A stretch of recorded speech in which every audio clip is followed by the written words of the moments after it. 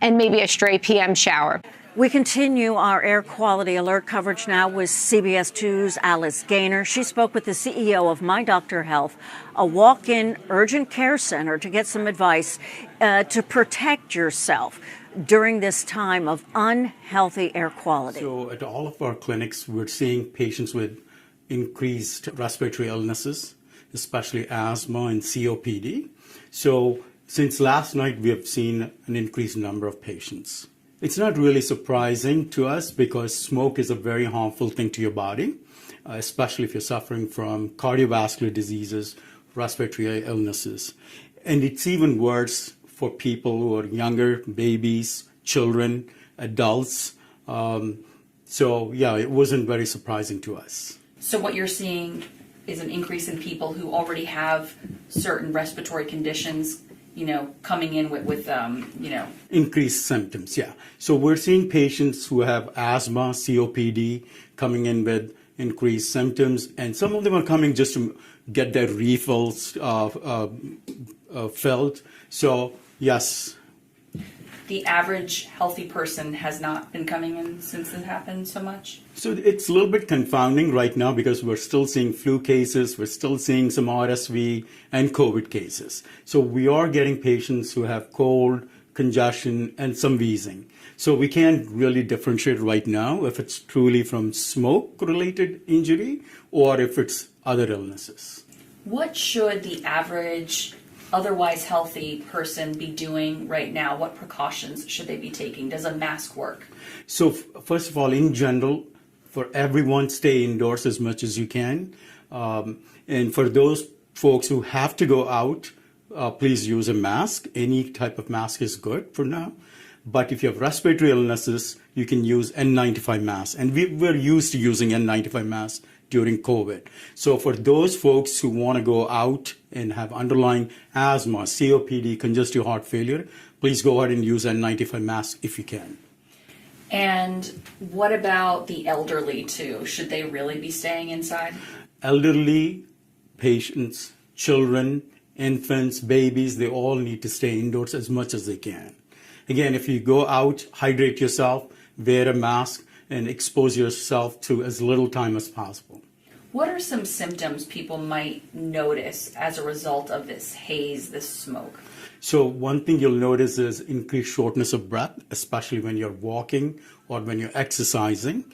You may be wheezing, or you can just feel some congestion and discomfort, or fatigue is another symptom you can feel.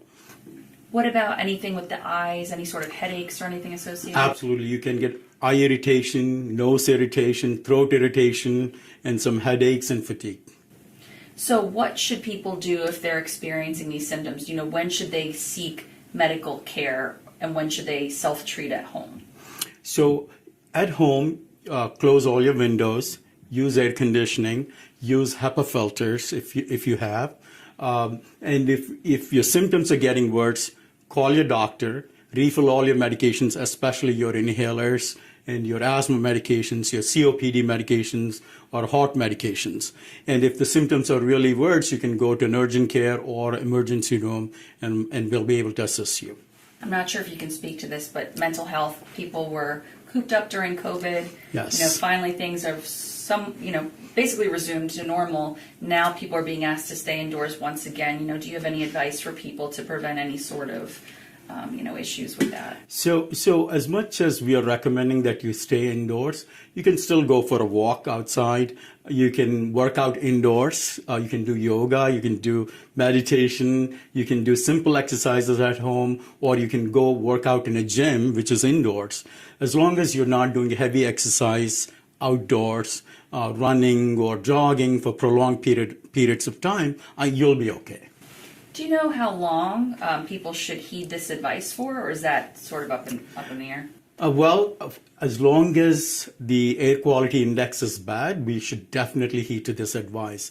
And it's predicted that it's going to stay for another few days. So it's not very long term. So I think as long as we follow all these precautions, we should be fine.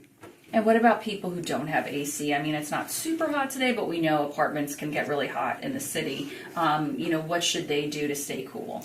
I think they definitely should seek seek shelters where there is AC. And I think New York City runs several air conditioning shelters, so they should seek some help there.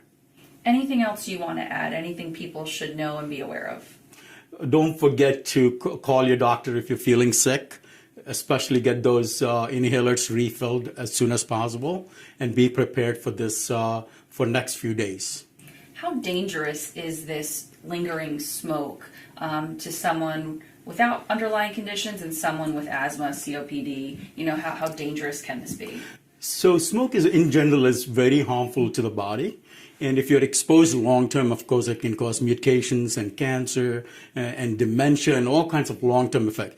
Fortunately, we are in New York City. We're not exposed to frequent wildfire smoke, and we hope that this is going to be temporary.